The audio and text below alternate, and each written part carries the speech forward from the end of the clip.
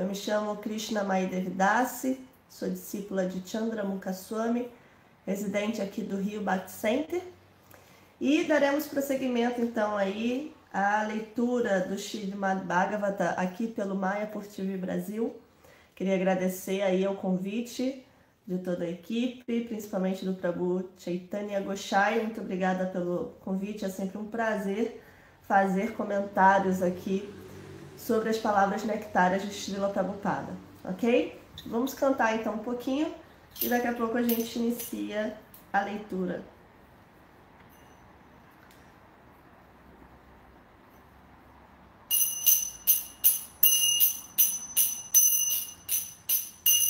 Jayo Radha Madhava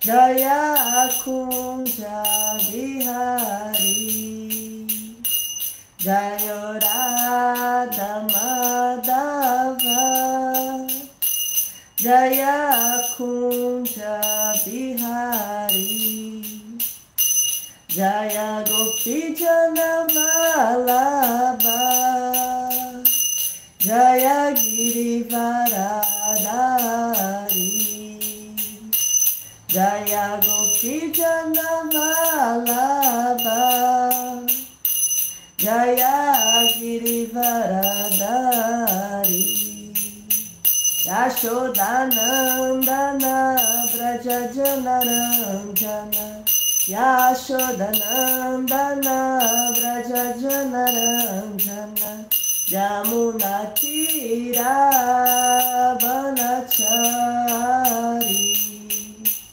Yamuna Tira Banachari Jayo Radha Madhava Kunja Bihari Jayo Radha Madhava Kunja Bihari Gopi Jana Vallabha Girivaradari Gopi Jana Vallabha Girivaradari Yashodanandana Vraja Janaranjana Yashodanandana Vraja Janaranjana Yamuna Tira Banachari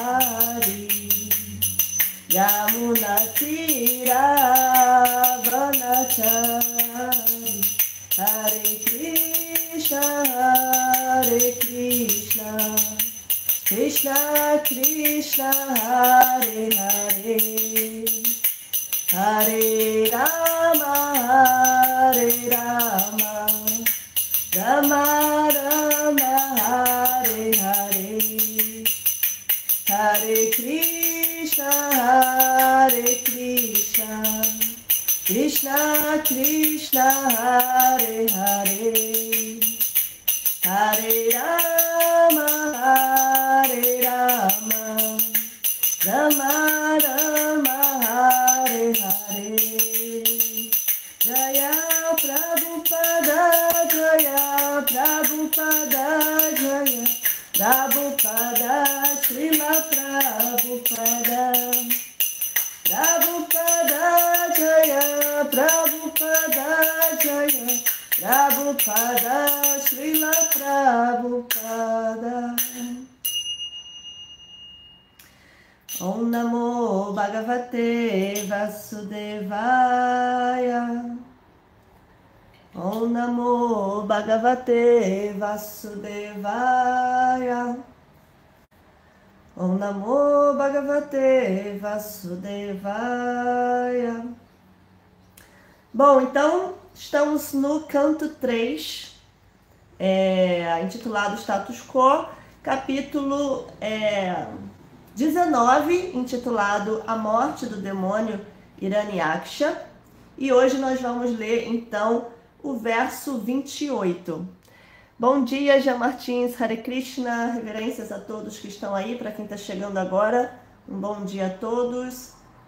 Então vamos lá, esse capítulo inteiro, né, a morte de Hiranyaksha, pelo menos até aqui, até esse verso 28, ele é assim um capítulo quase que inteiro de descrições cinematográficas de uma luta transcendental, né? A luta entre a suprema personalidade de Deus na forma do Senhor Varaha, do javali Varaha, e também do demônio Hiranyaksha, né? E agora nós chegamos aqui hoje no verso 28, em que esse demônio Hiranyaksha, ele é morto, né? Assim, por um último golpe, depois de tanto lutar ali, né? Com um último golpe, um chute assim. Então, Hiranyaksha, ele é morto pelo Senhor Varaha, né? Pela suprema personalidade de Deus. Então, chegamos aqui a esse momento final dessa luta, né? Bom dia, Sita Thakurani, Hare Krishna e Sundari Ayurveda. Haribol. Bom, então vamos fazer a leitura do verso, né? 28. Capítulo 19, canto 3. Yan yogi no yoga samadhi narahu dhyayanti lingada sato mumukshaya tasya isha daityari shabapadahato mukam prapashyastanu mutsasarjaha.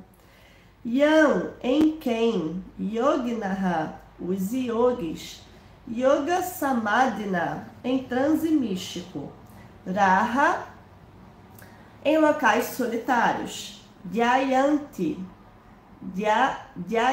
isso mesmo, meditam em linga, do corpo, asataha, irreal, mumukshaya, procurando libertar-se, tasya, dele, eshaha, este, daitya, filho de Diti, Rishabha, a joia preciosa, Pada, por um pé, Ahata, golpeado, Mukam, semblante, Prapashyan, enquanto contemplava, Tanum, o corpo, Utsasarja, ele abandonou, Ha, na verdade. Então, a tradução e o significado são dados por sua divina graça, Sri Bhaktivedanta Swami Srila Prabhupada. A tradução do verso diz o seguinte: Brahma continuou. Ele foi chutado pelo Senhor, em quem meditam os yogis, procurando libertar-se de seus corpos materiais e reais em locais solitários, absortos em transe místico. Enquanto contemplava ali o semblante, essa joia preciosa entre os filhos de Diti abandonou seu invólucro mortal. Então vamos ler aqui o significado de Prabhupada, é curto, um parágrafo só.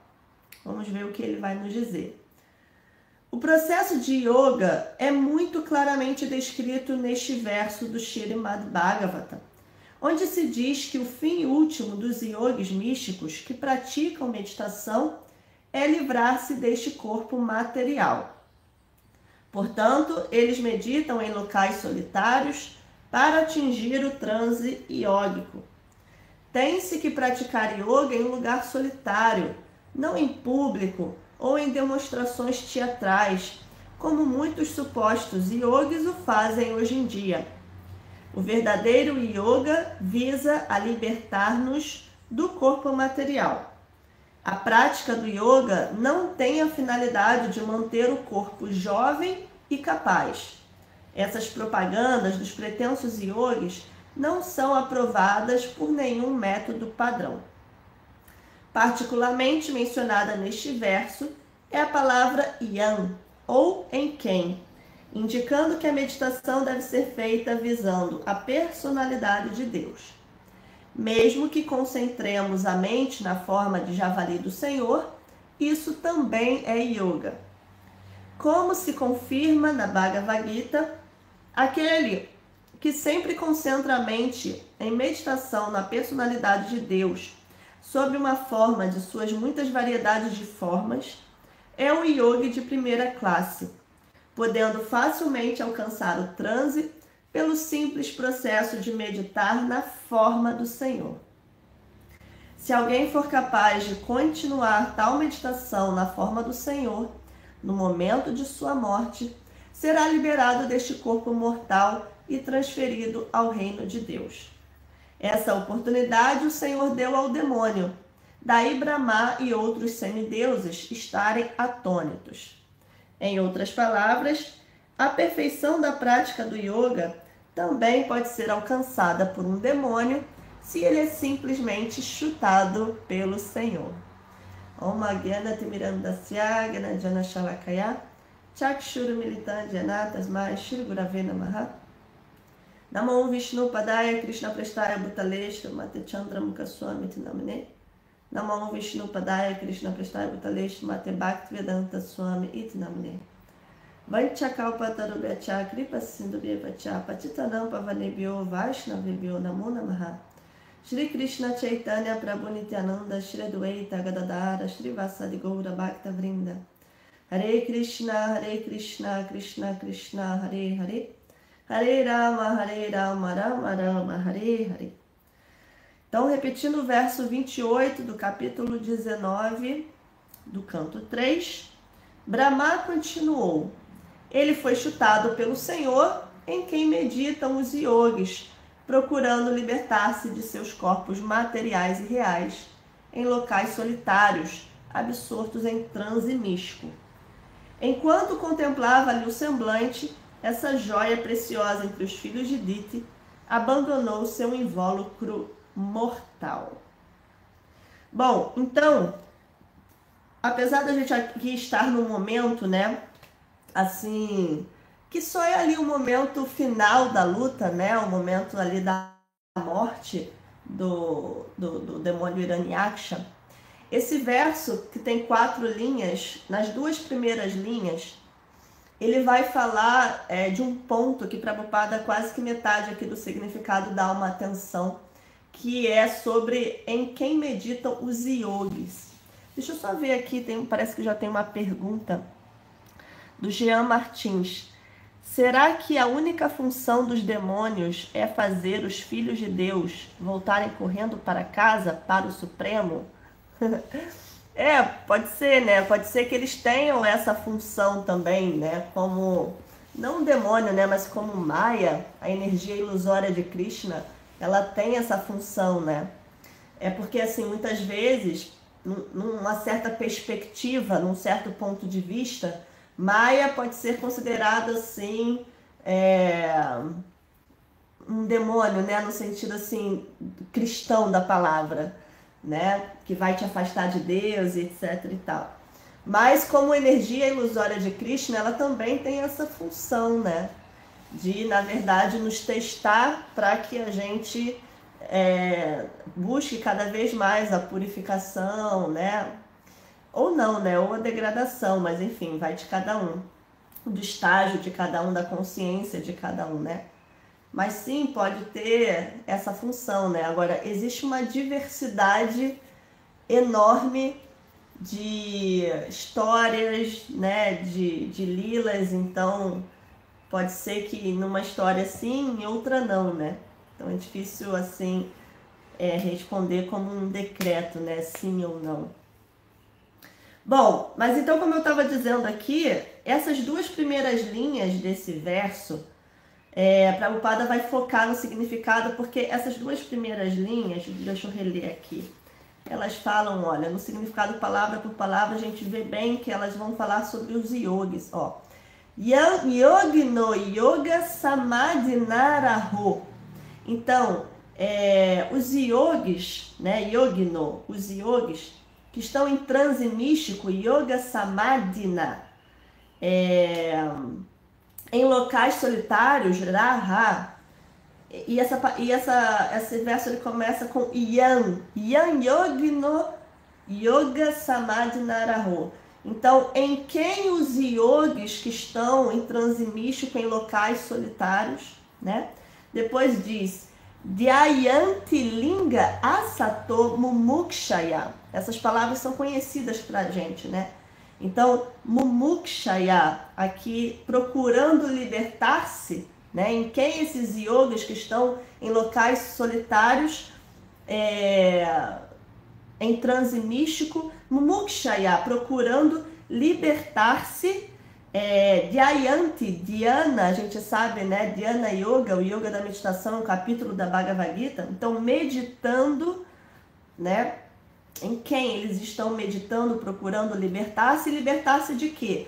Linga asato, né, do corpo que é irreal, ou seja, do corpo que é material. Asato é o que é temporário, é o que é material, né? Então, como no verso anterior estava aqui falando ainda da morte, né, de Hiranyaksha, deixa eu só ler o verso anterior.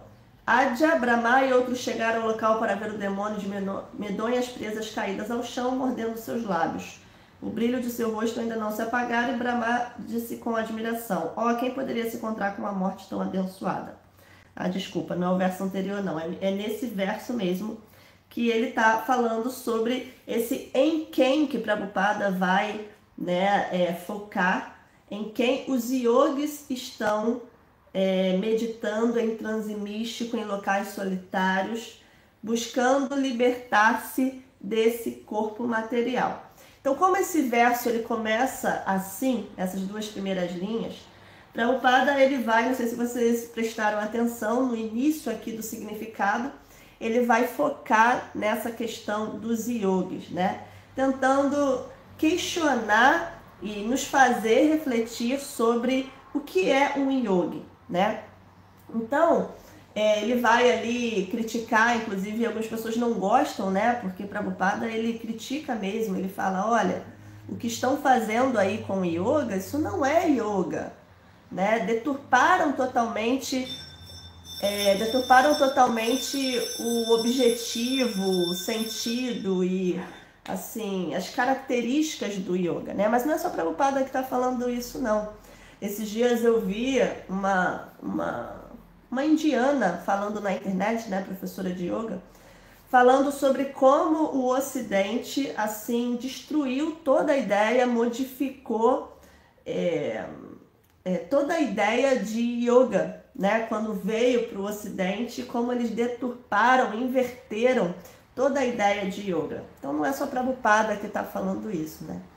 Então, de fato, ele vai nos explicar aqui, vou até reler para a gente, é tão curtinho, né? Que eu acho que não tem problema. Prabhupada diz assim, para a gente relembrar. O processo de yoga é muito claramente descrito neste verso do Śrīmad Bhagavata, onde se diz que o fim último dos yogis e místicos que praticam meditação é livrar-se deste corpo material. Portanto, eles meditam em locais solitários para atingir o transe yógico. Tem-se que praticar yoga em um lugar solitário, não em público ou em demonstrações teatrais, como muitos supostos yogis o fazem hoje em dia. O verdadeiro yoga visa a libertar-nos do corpo material. A prática do yoga não tem a finalidade de manter o corpo jovem e capaz. Essas propagandas dos pretensos yogis não são aprovadas por nenhum método padrão. Então, é dito, né, que a Hatha Yoga, que a gente tanto conhece aí, né, como a yoga do tapetinho, os exercícios que está tão assim divulgado aqui no Brasil, em todo o Ocidente, né, tão praticado, tão famoso. Mas na verdade, a Hatha Yoga, né, na sua origem, ela era uma prática para que o corpo tivesse algum tipo de sustentação, algum tipo de saúde mesmo, para quê? Para que ele pudesse, para que esse corpo tivesse condições físicas de fazer meditações de longo tempo, né? Então a Hatha Yoga, ela tinha esse objetivo de deixar o corpo preparado para que aquele yogi pudesse, num lugar solitário, né, sentar em posição de lótus e fazer longas meditações em Deus no seu coração, né? Então, e dessa forma, essa meditação também purificar seu coração, desapegar do corpo material, buscar a liberação, tudo isso como o Prabhupada explicou aqui agora, como eu li, né? Mas essa Hatha Yoga, né, e também a palavra yoga, quando chega no Ocidente, ela começou a ser deturpada e hoje as pessoas estão fazendo yoga para quê? Para sentir bem-estar, para cuidar do corpo, para a saúde do corpo, né? Então, assim, não há nenhum problema em fazer Hatha Yoga para cuidar da saúde do corpo. Não há nenhum problema em fazer meditação para sentir mais bem-estar e cuidar da saúde mental, né? O problema é que essa não era a meta desses processos, né? Essa não era, assim, o objetivo principal desses processos, né? O processo de yoga, quando a gente pensa na palavra yoga, Prabhupada vai falar isso lá no capítulo 6. Ele fala, quando falamos em yoga, referimos-nos ao processo pelo qual ligamos nossa consciência à suprema personalidade de Deus, né? Então hoje o objetivo, a yoga que chegou aqui para nós, ela perdeu totalmente esse objetivo. Ninguém está fazendo yoga para se conectar com Deus, né? As pessoas estão fazendo yoga com um objetivo totalmente contrário ao verdadeiro objetivo do yoga. E quando a gente pensa nos grandes yogis mesmo, lá da Índia, né, a gente está falando em pessoas que usavam a prática de yoga, seja Hatha Yoga ou meditação, para se desidentificar com o corpo material. Enquanto que hoje as pessoas estão usando a prática de yoga para se identificar mais ainda com o corpo material, sem nenhum objetivo em se conectar com Deus através desse processo de Hatha Yoga ou de meditação, né? Essas pessoas estão simplesmente utilizando para um bem-estar do corpo e um bem-estar da mente, né? Para a saúde. De novo, gente, não tem nenhum problema em usar esses processos para o bem-estar do corpo e da mente, né? Para a saúde. O problema é que, como o meu guru fala, né? Enquanto você usa tudo isso como meio, ok. O problema é quando você usa isso como meta, né? Quando a sua consciência é acreditar que a nossa meta de vida é cuidar do nosso corpo. A gente deve cuidar do nosso corpo, mas essa não é a meta da nossa vida, não é a meta da vida humana, e esse também não é o objetivo da yoga, né? Então, a yoga, o conceito de yoga é como se a gente pensasse assim, trazendo mais para a nossa realidade, né? É como religare, né? Que vem do latim, que, né, surgiu a palavra religião, e todo mundo já sabe que religare né, religião, na sua origem, devia ser esse religare, que é você se conectar, de alguma forma nos desconectamos com Deus, e agora a gente quer se reconectar com o divino. Né? Então a yoga também, Prabhupada nos explica que a yoga também é esse religare, essa reconexão com Deus. Então imagina, vamos imaginar, trazendo para a nossa realidade, se a gente começa a usar as religiões com outro objetivo que não o de se conectar com Deus, né? A yoga agora está sendo usada para a saúde do corpo, não é mais para se conectar com Deus, para se desapegar do corpo material, para se identificar como alma espiritual, parte integrante da verdade absoluta, né? Mas assim, na verdade eu falei, imagina uma religião, na verdade isso já está sendo feito, né? Se a gente pensar, muitas religiões, apesar de ainda estar conectada com a questão divina, muitas religiões hoje estão sendo utilizadas, né, a prática delas, o processo delas, está sendo utilizado, por exemplo, para enriquecimento pessoal, né? A gente sabe que existe aí a teologia da prosperidade, muito famosa aqui no Ocidente, em que as pessoas estão praticando determinadas religiões, e não só, né, os cristãos, mas outros segmentos, utilizando para enriquecimento pessoal, para benefício próprio, para assim, tantas coisas que realmente em Kali Yuga, né, o objetivo maior da vida humana e dessas práticas transcendentalistas, eles começam a ser realmente deturpados, né? Então, nós temos um capítulo na Bhagavad Gita, que é o capítulo 6, capítulo intitulado Dhyana Yoga, ou Yoga da Meditação, em que Prabhupada ele vai falar bastante sobre essa questão dos yogis, né? É algo que a gente pode estudar lá no capítulo 6 inteiro, que inclusive é um capítulo maravilhoso, né? Então, Prabhupada ele vai falar sobre essa relação entre ser um yogi e o gozo dos sentidos, né? A identificação com o corpo material, o egoísmo, enfim. Então, já no iniciozinho do capítulo, no verso 2, deixa eu achar aqui que eu separei. No verso 2, no iniciozinho do capítulo, Krishna diz: fique sabendo, Arjuna, que aquilo que se chama renúncia é o mesmo que yoga, ou a união com o Supremo, ó filho de Pandu, pois nunca pode tornar-se um yogi quem não renuncia ao gozo dos sentidos. Então, tudo isso que está sendo feito aí, a gente pode chamar de tudo, menos de yoga. Essas pessoas que estão praticando um processo para enriquecimento pessoal, um processo de yoga para enriquecimento pessoal, para bem-estar físico, para demonstrações vaidosas, né? Essas pessoas, infelizmente, podem ser chamadas de tudo, menos de um yogi, né? E assim, a gente não precisa ficar chateado se a gente é professor de yoga ou faz yoga, né? É só entender o que é o que e qual o objetivo de cada coisa, né? Eu falei mais ou menos sobre isso numa aula no festival de domingo aqui, e uma devota que é professora de yoga assim falou: olha, mas nós temos que respeitar todas as pessoas. Não é uma questão de respeito, né? É uma questão de você entender o que é o que.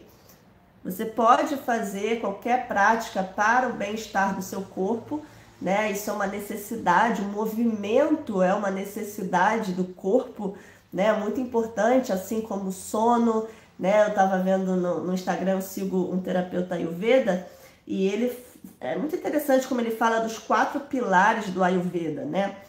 O sono, a alimentação, o movimento e o silêncio. Então, essas 4 realmente são assim necessidades do corpo humano, né? Dormir, se alimentar bem, se exercitar, se movimentar e ter o seu momento ali de silêncio, de introspecção. Então, não tem nenhum problema, né? Mas a questão é a gente entender como determinadas práticas e conceitos foram sendo deturpados ao longo do tempo, como várias outras coisas, né? De vários outros segmentos. Então, Krishna está dizendo para Arjuna aqui nesse verso 2 do capítulo 6. Fique sabendo, Arjuna, que aquilo que se chama renúncia é o mesmo que yoga, ou a união com o Supremo. E nunca pode se tornar um yogi quem não renuncia ao gozo dos sentidos. Então, de fato, quando a gente fala em yoga, a gente está falando num processo de desidentificação com o corpo material, de busca por uma liberação do samsara, do ciclo de nascimentos e mortes, né? E de um processo em que você também está renunciando ao gozo dos sentidos, ou seja, há uma satisfação do falso eu, do seu falso ego, do seu corpo material, né? Então essa é a primeira lição que Krishna dá para Arjuna sobre o que é um yogi, né? Bom, aí depois, não sei se vocês lembram, acho que eu vou reler também, para que vocês não se desconectem do comentário de Prabhupada. Prabhupada logo em seguida ele fala assim: particularmente mencionada neste verso é a palavra yam ou em quem, indicando que a meditação deve ser feita visando a personalidade de Deus. Mesmo que concentremos a mente na forma de javali do Senhor, isso também é yoga. Como se confirma na Bhagavad Gita, aquele que sempre concentra a mente em meditação na personalidade de Deus, sob uma de suas muitas variedades de formas, é o yogi de primeira classe, podendo facilmente alcançar o transe pelo simples processo de meditar na forma do Senhor. Então aqui Prabhupada, ele vai aprofundar. Primeiro ele falou de as pessoas, falsos yogis, as pessoas que estão se dizendo, estão se colocando como yogis, mas estão muito longe disso, não tem nada a ver com yoga o que elas estão fazendo. Aí agora ele vai aprofundar, ele vai dizer, olha, então vamos pensar nos yogis de verdade, as pessoas que realmente estão buscando liberação, desidentificação corpórea e etc. Dentro desses yogis de verdade, existe também uma variedade de yogis. E ele vai dizer que o yogi de primeira classe é aquele que está meditando na suprema personalidade de Deus. Por quê? Dentro dessa variedade, existem os chamados, dentro dos yogis, existem os chamados monistas, não dualistas, impersonalistas, que são os yogis que estão fazendo uma meditação ou no vazio, ou uma meditação assim, só na superalma, ou acreditam que após a liberação vão se unir ao Supremo de forma assim, impersonalista mesmo, sem nenhuma conexão de uma relação dual entre duas pessoas, eu e o Supremo, eu e Deus, acreditam que essa união ela é assim uma luz, numa energia. Então, Prabhupada está dizendo que existe esses yogis de verdade mesmo, mas que mesmo entre eles existe ainda um processo que é perfeito, que é o yogi de primeira classe, que é aquele que está pensando numa forma de Deus. Então, Krishna, ele está falando isso, Prabhupada não está tirando isso do nada. Krishna fala isso para Arjuna na Bhagavad Gita, ainda nesse capítulo 6, que nós acabamos de ler o iniciozinho.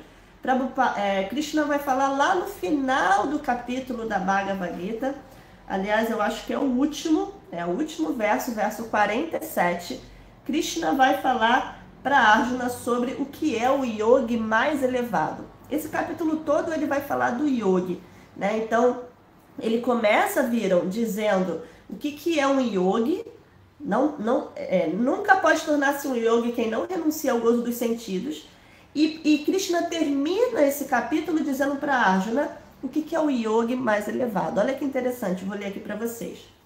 Krishna diz, e de todos os yogis, aquele que tem muita fé e sempre se refugia em mim, pensa em mim dentro de si mesmo e me presta serviço transcendental amoroso, é o mais intimamente unido a mim em yoga e é o mais elevado de todos. Esta é a minha opinião. Muito lindo esse verso, sânscrito também maravilhoso, Yoginam api sarvesham, de todos os yogis, magatenantam atmana. Então, aquele que está se refugiando em mim, pensando em mim dentro de si mesmo, Shraddhavam bhajateyomam, e me prestando serviço amoroso com Shraddhavam, com fé total, fé firme, determinada, Sameyukta tamo mata. Então, ele é por mim, para mim, o maior dos yogis. É o yogi mais elevado, Muito bonito esse verso. Então, de fato, isso está sendo falado, isso que Prabhupada está falando aqui, Às vezes as pessoas veem como uma certa, como se fosse assim uma arrogância, uma espécie de puxar sardinha para o seu segmento, mas não é isso. A própria Suprema Personalidade de Deus, ela está falando isso, no maior tratado aí de diálogo com a gente, de instrução para a gente, que é a Bhagavad Gita, O que seria o yogi mais elevado? Aquele que de fato está pensando na forma, na rupa do Senhor, e meditando nele, e o adorando, o servindo, bhajate, deixa eu ver qual é a palavra aqui do... Shraddhavam bhajate yomam. Então, me adorando, me servindo com fé firme. Muito bonito, esse verso. Então é isso que Prabhupada está tentando nos explicar, né? Esse yogi, esse transe místico que muitos yogis impersonalistas estão tentando alcançar com uma série de processos yógicos, né? Prabhupada está dizendo aqui que ele pode ser alcançado, esse transe pode ser alcançado se a pessoa meditar em qualquer uma das formas da Suprema Personalidade de Deus, inclusive Varaha aqui, que é o caso, né? E por último, ele diz assim: se alguém for capaz de continuar tal meditação na forma do Senhor no momento de sua morte, será liberado deste corpo material e transferido ao reino de Deus. Essa oportunidade o Senhor deu ao demônio, daí Brahma e outros semideuses estarem atônitos. Em outras palavras, a perfeição da prática do yoga também pode ser alcançada por um demônio se ele é simplesmente chutado pelo Senhor.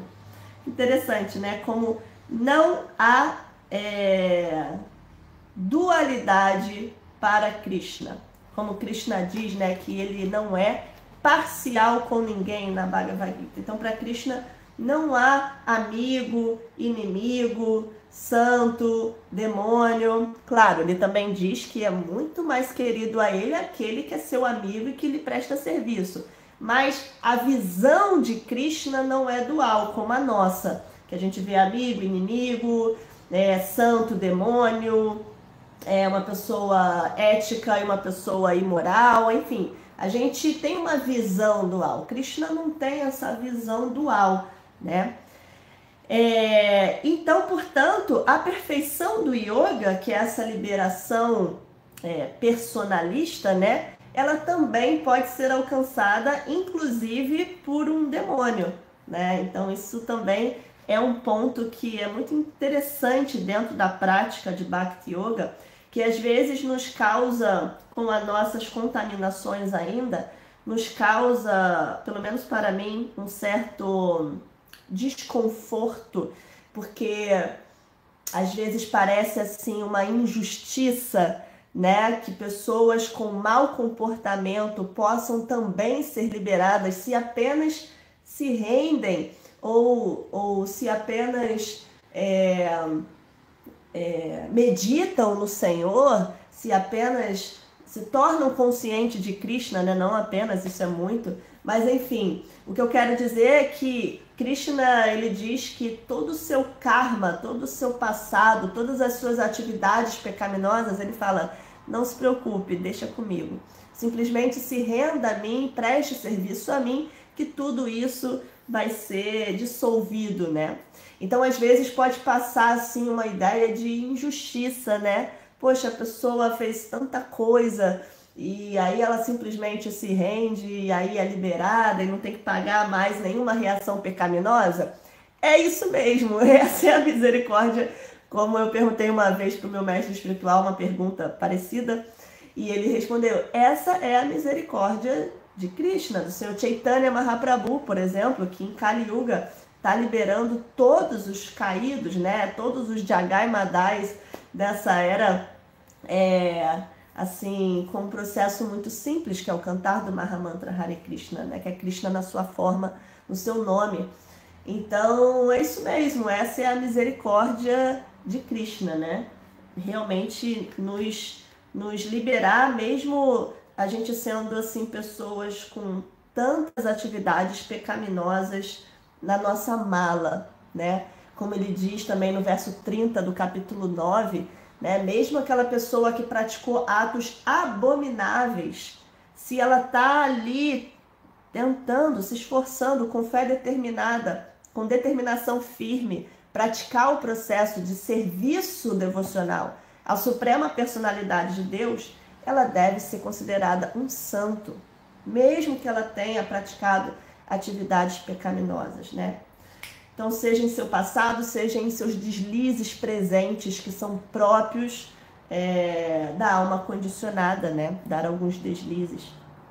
Então, a gente tem que ter muita compaixão também e entender, então, que é o que eu queria trazer aqui, que a visão de Krishna, ela não é dual.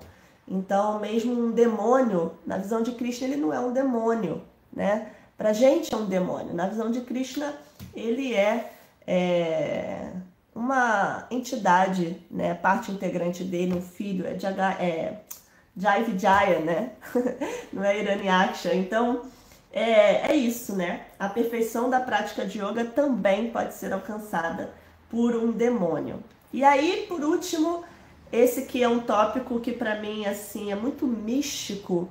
Eu confesso que eu não saberia assim trazer muitas explicações, mas Prabhupada fala disso aqui, fala sempre em vários significados sobre essa ideia, se alguém quiser complementar aí, de que a pessoa que morre meditando, se ela abandona o corpo, né, meditando na forma de Krishna, seja ela qual for, não só Shama Sundara, né, ela já é liberada, né? Então esse tópico ele fala sobre a importância da gente pensar em Krishna na forma da morte, na hora, desculpa, da morte. Mas uma coisa que eu sempre ouvi os outros professores, né, os outros devotos falando, é que isso também só será possível se você faz essa meditação em Krishna durante toda a vida, né? Senão é muito difícil, se a gente ainda está muito identificado, a única coisa que vai acontecer na hora da morte, que é o que acontece com a maioria das pessoas, pelo menos que estão conscientes, é que no momento ali que você percebe que você vai morrer, seja num acidente, ou mesmo uma pessoa idosa ali no momento da passagem, muitas pessoas, a única coisa que elas tentam é querer sobreviver, né? Querer pensar em algo que vai ajudá-la a se manter ali, porque ela ainda está muito identificada. Então é muito difícil realmente pensar em Krishna, né? O que dizem na hora da morte. Mas se a gente faz isso, pratica o processo, faz isso durante toda a vida, então isso parece ser possível durante a morte. E é dito que, deixa eu ler aqui de novo o Prabhupada dizendo, se alguém for capaz de continuar tal meditação na forma do Senhor no momento da sua morte, será liberado deste corpo mortal e transferido ao reino de Deus. É como Krishna fala também, né, no capítulo 9, lá no Conhecimento Mais Confidencial, verso 25, ele fala: aqueles que adoram os semideuses terão com os semideuses. Aqueles que adoram os antepassados terão com os antepassados. Aqueles que adoram os fantasmas terão com os fantasmas. E aqueles que me adoram terão comigo. Terão, né, no sentido de virão a mim. Então estarão comigo, né? Então esse verso ele fala, não fala exatamente do momento da morte, mas a gente entende que se a gente pratica isso durante toda a vida, essa vai ser a nossa consciência no momento da morte, e é isso que vai definir então para onde a gente vai, né, após abandonar esse corpo atual, ok? Bom, acho que é isso. Deixa eu ver aqui, parece que tiveram algumas perguntinhas durante a fala. Se alguém quiser fazer mais algum comentário ou pergunta. Mais uma pergunta do Jean. Em 1992, comecei a fazer yoga. As únicas instruções que tinha era de se concentrar em Krishna e, através das posturas, ir abandonando a forma humana através das posturas de animais. Senhor Patanjali. Que bom, Jean, você teve um bom professor, então, um professor assim com um pouco mais de conhecimento sobre o yoga, né, do que geralmente a gente tem por aí. Sundari Ayurveda. Risos, eu falo para meus pacientes que o yoga e o Ayurveda são os suplementos dietéticos, muito atualmente utilizado, que é bom adotar. Muito bom, Sundari. Suplementos dietéticos. Sim. São ferramentas fabulosas, né? De fato, cada vez mais o Ocidente ele está indo fazer pesquisas, né? Os americanos e tal, o pessoal vai para a Índia fazer pesquisa e realmente ver como cada vez isso está chegando mais aqui, né? Como que funciona mesmo. Ayurveda, yoga terapia, yoga, funciona demais assim para o corpo, né? Só que o objetivo principal da yoga em si, que a gente estava falando, é que se perdeu. Gopi canta, só deu um Hare Krishna, Haribol. O Jean, de novo, fiquei impressionado quando a Igreja Católica introduziu o yoga em suas práticas, sem prestar reverências a Shri Krishna. Porque daí ela introduziu provavelmente com a ideia de exercício físico que vai trazer um bem-estar para o corpo, né? Keshava Sharma, eu realmente quero viver em Mayapur, por favor, ore por mim. Todos nós queremos, também quero. Jean Martins, vejo que nossa civilização está apegada aos benefícios do medo. Vejo que nossa civilização está apegada aos benefícios do medo, impedindo pela acomodação de avançarmos para vencer a ignorância. Eu não sei se eu entendi muito bem, Jean, mas eu acho que eu entendi, sim. Primeiro Krishna, segundo Krishna, terceiro Krishna. Também tem a Moga Dristiveras, de Recife. Reverências, todas as glórias a Srila Prabhupada. O Ciro disse, ele citou aqui o verso 66 do capítulo 18 da Bhagavad Gita. Rende-se a mim, não temas. Machu Chaha, viva com coragem e lute, enfrente seus medos e desafios. Shri Krishna estará conosco. Com certeza, né? A Bhagavad Gita realmente, essa ideia de levante, lute, né? E eu tô com você, é muito, muito boa, né? É verdade a de que Shri Krishna vem para quem de alma está se conectado a Krishna e a vida só começa depois que a pessoa amar a Deus. Isso. O Ciro, novamente, a ciência atual, neuroplasticidade, mostra que o cérebro não diferencia realidade e meditação. Através de meditar, estar com Deus, saímos do corpo.